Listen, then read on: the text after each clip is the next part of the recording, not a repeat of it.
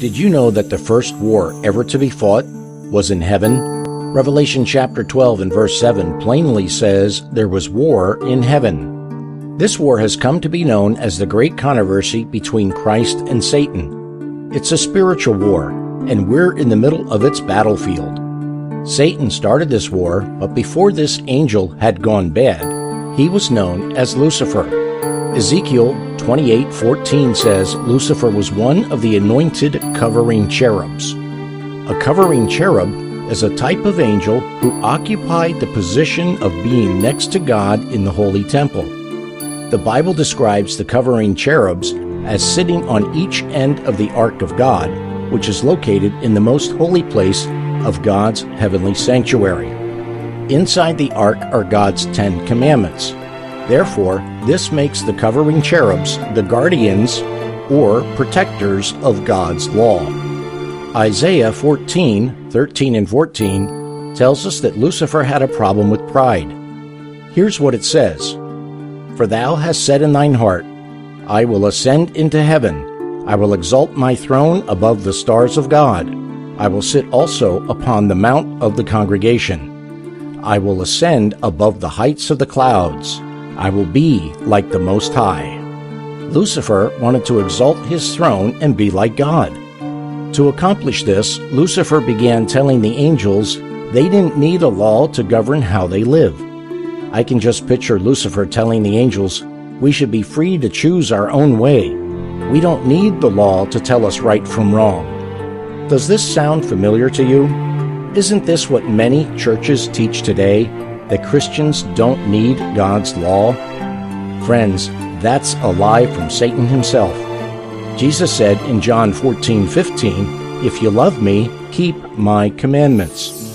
In other words, the Christian does not keep God's commandments in order to be saved, but rather the Christian will keep God's commandments because he is already saved and because he loves Jesus. But for Satan, who rebelled against God's laws, Revelation 12:7 through 9 tells us what his outcome is. This passage says, "And there was war in heaven. Michael and his angels fought against the dragon, and the dragon fought and his angels, and prevailed not. Neither was their place found any more in heaven. And the great dragon was cast out, that old serpent, called the devil and Satan, which deceiveth the whole world. He was cast out into the earth, and his angels were cast out with him." So you see, the very angel whose job it was to defend and protect God's law became the first lawbreaker. Lucifer, who once loved to honor and protect God's holy law, now became its chief enemy, attempting to break God's commandment in pieces. In the end, when Jesus comes to take his people home with him, there will be two kinds of people on earth. One group will be those saved by God's grace. Revelation 14:12 speaks about the redeemed in this manner. "Here is the patience of the saints. Here are they that keep the commandments of God and the faith of Jesus."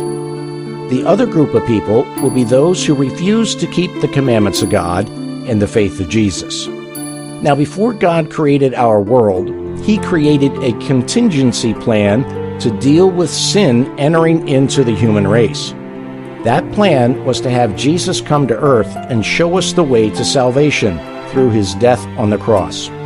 That plan was revealed to God's people in the Old Testament through the earthly sanctuary, which God patterned after the sanctuary in heaven and asked his servant Moses to build here on earth.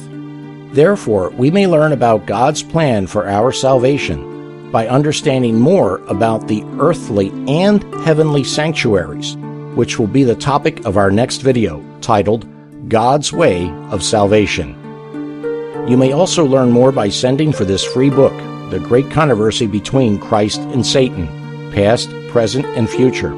It's yours for free if you simply email us at stmedia.co@gmail.com and ask for the free book offer.